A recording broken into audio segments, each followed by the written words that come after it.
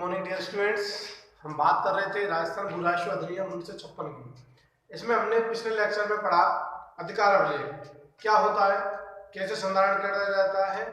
और उसमें खतौनी, खेवट, माफी रजिस्टर, अनरजिस्टर के बारे में जाना, समझा, सीखा। उसी क्रम को जो आपके सिलेबस में है उससे आगे जो हम बात करते हैं, तो आज जो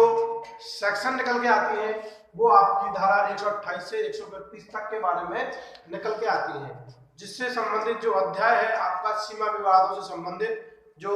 विवाद हो जाते हैं उससे संबंधित आज हम चर्चा करेंगे, जानेंगे, समझेंगे और आप भी थोड़ा सा जानने का, समझने का प्रयास करें। जैसा कि मैंने बोर्ड पे लिखा उसको समझने का थोड़ा सा प्रयास करेंगे। इसके बारे में विस्तृत डिटेल और जो एनालिटिकल स्टडी है वो करेंगे। देखते हैं जो धारा 128 है आपकी, जो धारा 128 है ये तो हमने आपको पिछले अध्याय में पढ़ लिया था अधिकार अभिलेख। ओके, जो धारा 128 है ये आपकी बाउंड्री वॉल से संबंधित है। जब अधिकार अभिलेख हम तैयार कर रहे हैं, सर्वेक्षण की जब कार्रवाई हो रही है तो बाउंड्री जो डिस्प्यूट्स है वहां उत्पन्न हो जाते हैं, तब वहां सीमा संबंधी जो बाउंड्री वाल संबंधित जो डिस्प्यूट्स है उनका भू अभिलेख अधिकारी द्वारा विनिश्चय किया जाएगा। देखें, भू अभिलेख अधिकारी द्वारा विनिश्चय किया जाएगा। और आगे देखें कि जब खेतों से संबंधित कोई विवाद आ जाता है तब समस्त आवेदन पत्र जो खेतों से संबंधित विवाद है वो तहसीलदार द्वारा निपटाए जाएंगे, जैसा कि मैंने बोर्ड पे लिखा। इसी क्रम में जब धारा 129 सामने निकल के आती है तो ये पढ़ते हैं कि obligation of holders as to be boundary of marks, as to boundary marks, सीमा चिन्हों के लिए धारकों का कर्तव्य। जो सीमा चिन्ह है उसमें जो होल्डर्स है उनकी खुद की ड्यूटी है, क्या है, किसी गांव भू संपत्ति या खेत के धारक का दायित्व है कि वो जो लीगली परमानेंटेड बाउंड्री वाल मार्क्स है उनका वो रखरखाव करे, उनका खड़े करे, उनकी मरम्मत करे और ऐसा आदेश देगा, अपने खर्चे से मरम्मत करे उनकी। और भू अभिलेख अधिकारी यह आदेश देगा कि उचित सीमा चिन्ह खड़े करें और मरम्मत करें। यदि कोई इस आदेश की पालना नहीं करता है तो खड़े करवा सकेगा वो अभिलेख अधिकारी, सीमा चिन्ह खड़े करवा सकता है, मरम्मत करवा सकता है, उनको नवीनीकरण कर सकता है और जो खर्चे होंगे वो धारक द्वारा वसूलनीय होंगे। इसी क्रम में जब हम आगे बात करते हैं तो धारा 130 निकल के आती है। यदि कोई सीमा विवादों को डिस्प्यूट उनको तोड़ रहा है या चेंज कर रहा है या बढ़ा रहा है तो वहां पेनल्टी की बात की गई है। धारा 130 जब चिन्हों को क्षति पहुंचाने, हटाने संबंधित शास्ति संबंधित बात है। भू अभिलेख अधिकारी द्वारा 50 रुपए तक शास्ति लगाई जा सकती है और उनको पुनः लगाने में जो व्यय हुआ है और जिसने सूचना दिया है उसको जो पुरस्कार देना है उसकी जो राशि है वो वसूलनीय होगी उस अपराधी से। यदि और अब जब हम बात करते हैं धारा 131 की, तो मानचित्र व फील्ड बुकों का संधारण किया जाएगा। अब हम इसकी जब विस्तृत चर्चा करते हैं तो धारा 128 इस प्रकार आती है। सीमा संबंधी विवाद भू अभिलेख अधिकारी द्वारा, जो मैंने लिखा धारा 111, जो इसकी प्रक्रिया होगी वो धारा 111 में वर्णित प्रक्रिया अपनाई जाएगी। और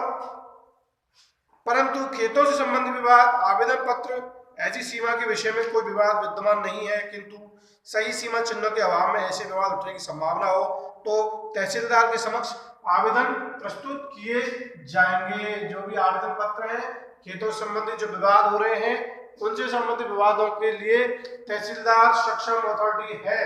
ध्यान दें, धारा 128 जब धारा 129 सीमा चिन्हों के धारकों के दायित्व के संबंधित बात है तो हम ये देखते हैं कि गांव भू संपत्तियों या खेतों के समस्त धारक उन पर विधि संगत रूप से खड़े किए गए स्थायी चिन्हों के संधारण और अपने खर्चे से उनकी मरम्मत कराने को बाध्य होंगे। और भू अभिलेख अधिकारी किसी समय ऐसे धारक को, जो दो बातें हैं, ऐसे गांव भू संपत्तियों या खेतों पर उचित सीमा चिन्ह खड़े करने के लिए या उन पर विधि संगत रूप से खड़े किए गए समस्त सीमा चिन्हों को ऐसे रूप में व ऐसी सामग्री से जो वे निर्धारित करे मरम्मत कराने या नए कराने का आदेश दे सकता है। धारा 129 की हम जब आगे बात करते हैं, यदि ऐसे आदेश का उसकी सूचना देने के 30 दिन के अंदर पालना नहीं किया जाता, आदेश नहीं मानी जाती, 30 दिन के अंदर आदेश दे दिया लेकिन आदेश की पालना नहीं की जा रही, तब भू अभिलेख अधिकारी ऐसी सीमा चिन्ह खड़े करवा सकेगा, मरम्मत करवा सकेगा, नवीनीकरण करा सकेगा तथा उन पर किया हुआ खर्चा संबंधित धारकों से ऐसे अनुपात में जैसा वह उचित समझे वसूलनीय होगा। इसी क्रम में धारा 129 का जब सब क्लॉज 3 जब पढ़ते हैं, खेतों की सीमा संबंधी मामलों में जहां सीमा के संबंध में कोई विवाद नहीं हो वहां उपधारा 1 व 2 के अंतर्गत तहसीलदार द्वारा उसके द्वारा आवेदन पत्र प्रस्तुत होने पर या अन्यथा कार्रवाई की जाएगी। इसी क्रम में जब धारा 130 राइट साइड में हम पढ़ते हैं तो चिन्हों को क्षतिग्रस्त करने या हटाने पर शास्ति संबंधित बात सामने निकल के आती है। देखिए धारा 130, जब कोई सीमा चिन्हों को बाउंड्री मार्क्स को तोड़ता है, हटाता है, मिलाता है,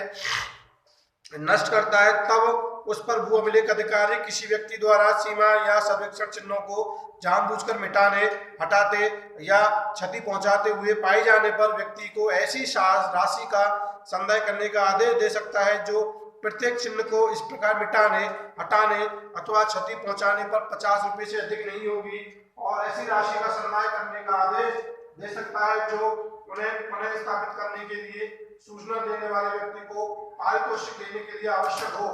जब ऐसी राशि वसूल नहीं की जा सके या अपराधी का पता नहीं लगे, तब ऐसी स्थिति में अधिकारी उस चिन्ह को पुनः स्थापित करेगा, उसका वह मिलती हुई सीमा वाले गांव भू संपत्तिधारियों या खेतों के धारकों द्वारा वसूलनीय होगा। इस तरह धारा 131 जब हम आगे पढ़ते हैं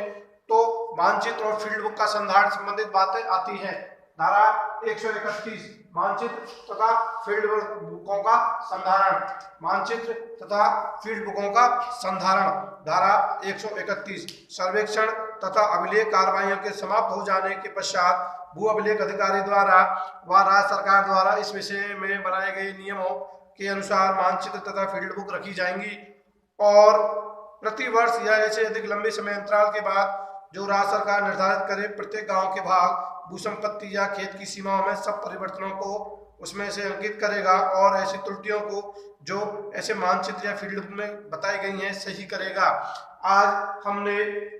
अभिलेखों का संधारण, मानचित्रों का संधारण पढ़ा, सीमा विवाद संबंधी विवाद निपटाए, तहसील द्वारा खेतों संबंधी विवाद निपटाने के बारे में प्रक्रिया पढ़ी, समझी और जानी। इसी क्रम में आगे के लेक्चर में हम वार्षिक रजिस्टर से संबंधित प्रावधानों को अध्ययन करेंगे।